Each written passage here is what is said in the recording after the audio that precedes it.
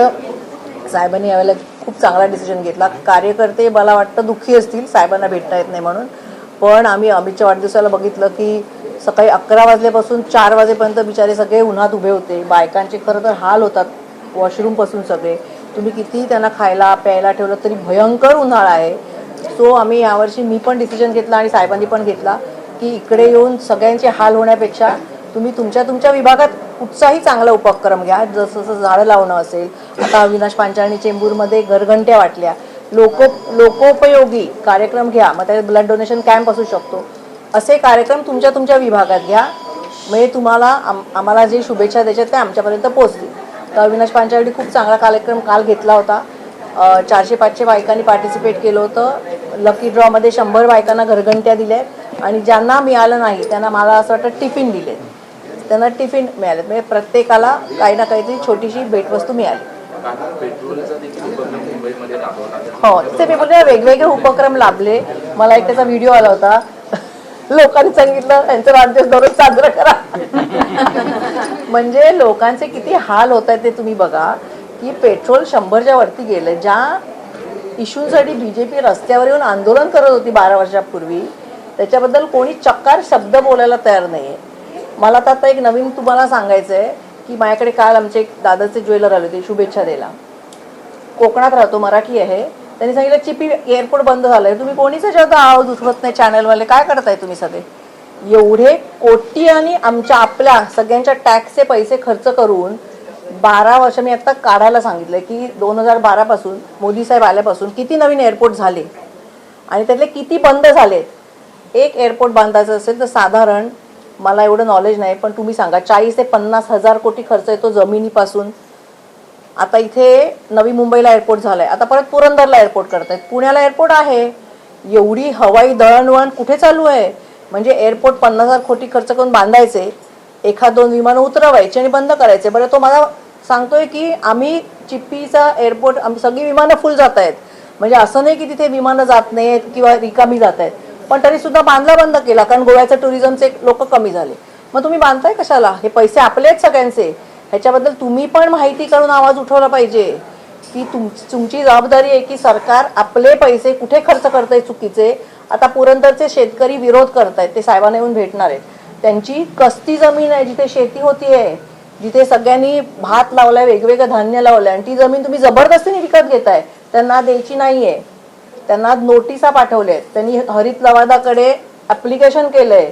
हरित लवाद काय सगळंच त्यांच्या हातात आहे ना. आता सुप्रीम कोर्टापासून खालपर्यंत सगळंच त्यांच्या हातात आहे. तुम्ही कुठेही जा, तुम्हाला कुठेही न्याय मिळत नाहीये.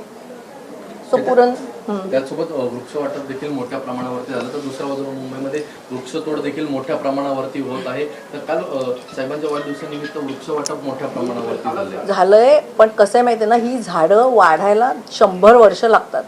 आम्ही लावू झाडं, पण तुम्ही जी झाडं तोडताय ती 100-200 वर्ष जुनी आहेत. तुम्ही शिवाजी पार्कची झाडं बघा, त्याचे एवढे बुंदे आहेत. तुम्हाला जो सगळ्यांना, आम्हाला आणि त्यांना पण, जो सगळ्यांना ऑक्सिजन लागतो ना तो त्या झाडाकडनं येतो. आता हे जे आपण हुश करतोय ना, हे त्या झाडांमुळे उन्हाळा वाढलाय, पावसाळा डिले झालाय, खाली पाण्याची लेवल एकदम तळाला गेली आहे, कोणाला काही पडलेली नाही आहे. आम्हाला आमचे पैसे घ्यायचेत, जायचेत. मुलं सगळी फॉरेनला जाऊन सेटल झालेली आहेत. तुम्ही मारा इकडे सगळे. पेट्रोलचा विषय मांडला, एअरपोर्टचा विषय मांडला, सरकार काय करतं सगळं. सरकार ऑपरेशन टायगरमध्ये व्यस्त असं वाटतं का. त्यांना तेवढंच करायचं आहे. दुसरे पक्ष फोडायचे त्यापेक्षा तुम्ही तुमची मुलं मोठी करा ना. दुसऱ्यांची मुलं चोरण्यापेक्षा भारतीय जनता पक्ष, RSS, विश्व हिंदू परिषद ह्याच्यात काम करणारी खूप चांगली मुलं आहेत. होती कुठे ती आता. त्यांनी काय फक्त 17च्याच उचलायचे का दुसऱ्यांच्या आत्तापर्यंत. तिथे ममता बॅनर्जीचा पक्ष फोडला, इथे उद्धवचा फोडला, शरद पवार साहेबांचा फोडला. त्याच्यापेक्षा तुम्ही आता, आम्ही कसं, आम्ही पक्ष फोडला ना, आम्ही आमची नवीन मुलं निर्माण करतो. अरे तुम्ही तेवढं तर दाखवा. करा, चांगली मुलं खूप असतात काम करणारी, त्यांना मोठं करा तुम्ही. उद्धव ठाकरेंचे 5 खासदार बैठकीला नव्हते, 9 पैकी. कसं असतं, प्रत्येकाला, कोणी मराठवाड्यात असतो, प्रत्येकाला घरी कार्यक्रम असतात, प्रत्येकाच्या घरी काहीतरी असू शकतं. 5 खासदार नव्हते म्हणजे काय ते गेले असं नाही, आणि हजर असलेले जाणार असं पण नाही.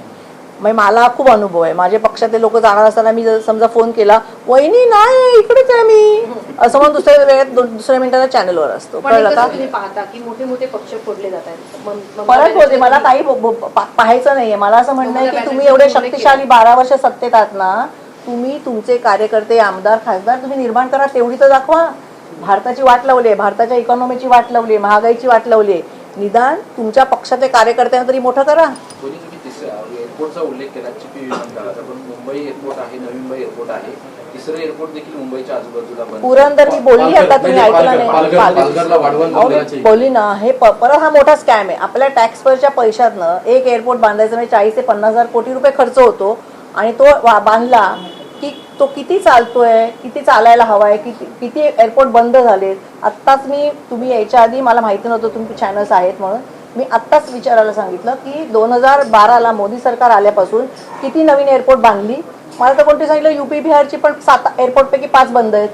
अरे 5 बंद आहेत म्हणजे 50,000 कोटी आपले पैसे आहेत, हे त्यांनी नाही कमावले, तुमच्या माझ्या टॅक्समधनं पैसे गेलेले आहेत हे.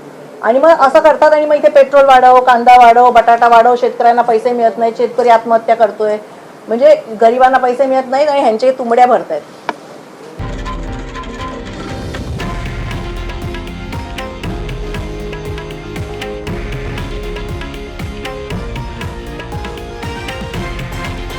हे आहे देशातील नंबर 1 न्यूज नेटवर्क आणि आपण पाहत आहात TV9 मराठी, एकमेव.